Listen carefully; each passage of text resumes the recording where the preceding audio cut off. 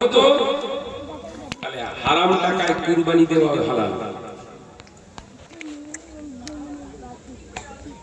ফিরে আসুন, প্রতিটা মানুষের জীবনে চলমান জিন্দেগিতে ভুল হবে। আমি শাহনাজ, আমার জিন্দেগিতে ভুল আছে। প্রতিটা মানুষের জিন্দেগিতে ভুল হবে, চলার পথে, বলার পথে, খাওয়ার পথে, ওঠার পথে, বসার পথে।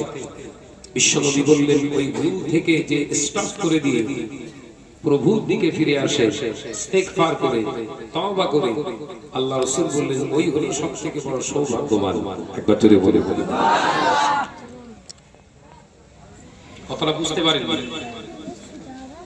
ভুল পথে চালনা হচ্ছিলেন, স্টপ করে দেন, ছেড়ে দেন।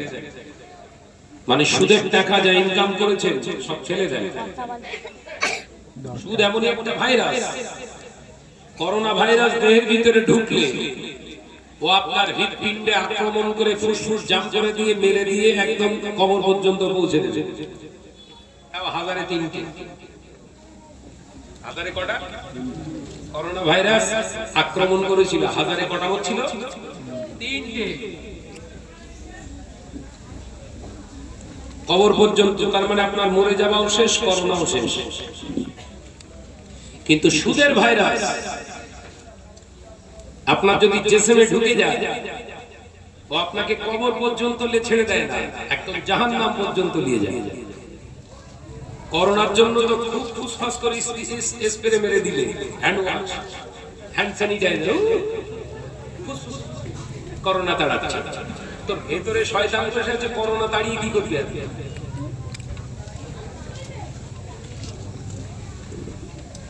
তাই সুদ নামক ভাইরাস থেকে নিজের জীবনকে বাঁচান। নামাজ পড়ুন, রোজা করুন, হজ করুন, যাকাত দিন, হালাল পন্থা অবলম্বন করে করুন। এটার নাম হচ্ছে শরিয়াত। 4,10,000 টাকা দামে কুরবানি গরু কিনে, কত বলল? 4,10,000। গলায় ফুলের মালা, এরকম প্লাস্টিকের মালা, বিয়ে 1 সপ্তাহ ধরে ঘোরাচ্ছে না। তাহলে তো কথা বলতে হবে।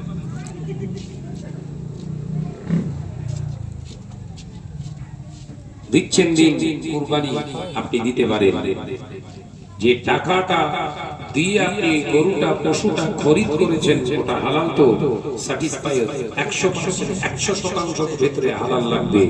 100%-এর 1% যদি ওর ভেতরে হারাম ঢুকে যায়, ওটা ওই গরুটা জবাই করে, পশুটা জবাই করে, বকরিটা জবাই করে ওর গোশত প্রতিবেশী কাউকে খাওয়াতে পারবেন না, ওটাও হারাম।